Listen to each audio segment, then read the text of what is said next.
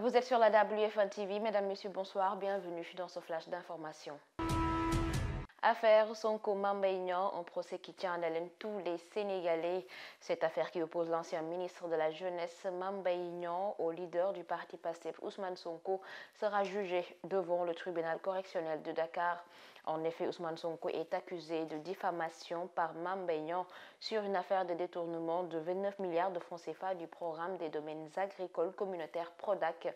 Aux dernières nouvelles, ce procès est renvoyé au 2 mars 2023. Ouverture du sommet sur le financement des infrastructures en Afrique. La tenue de la deuxième édition de ce sommet au Centre international de conférence Abdou Diouf (CICAD) a réuni plusieurs chefs d'État. Ce programme compte 69 projets dans les secteurs de l'eau, de l'énergie, d'éthique et des transports, avec un investissement d'une valeur de 160 milliards de dollars. La première édition de ce sommet sur les infrastructures avait aussi été accueillie par le président Macky Sall en juin 2014.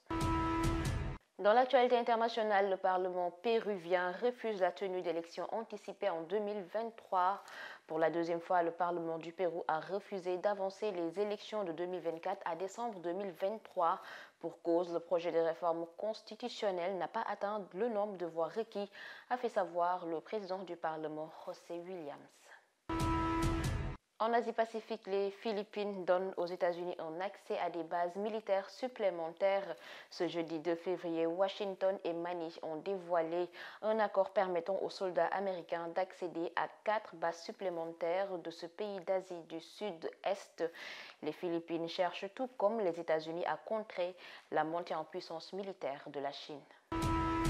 Dans la page sport football féminin, Bénédicte Simon quitte le Paris Saint-Germain pour la Juventus.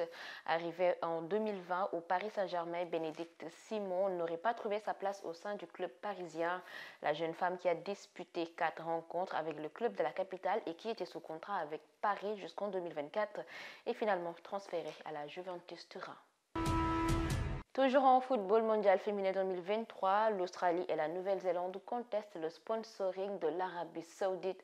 Co-organisateur de la Coupe du monde de football féminin 2023, l'Australie et la Nouvelle-Zélande réclament des explications à la Fédération internationale de football association concernant la présence de l'Office de tourisme d'Arabie Saoudite parmi les parrains de la compétition. Selon eux, le royaume saoudien présente un mauvais bilan en matière de droits des femmes. Les deux pays hôtes de cette compétition ont conjointement écrit à la FIFA pour clarifier de toute urgence cette situation. C'est la fin de ce flash d'information. Merci de l'avoir suivi. Excellente suite de programme sur Women First TV.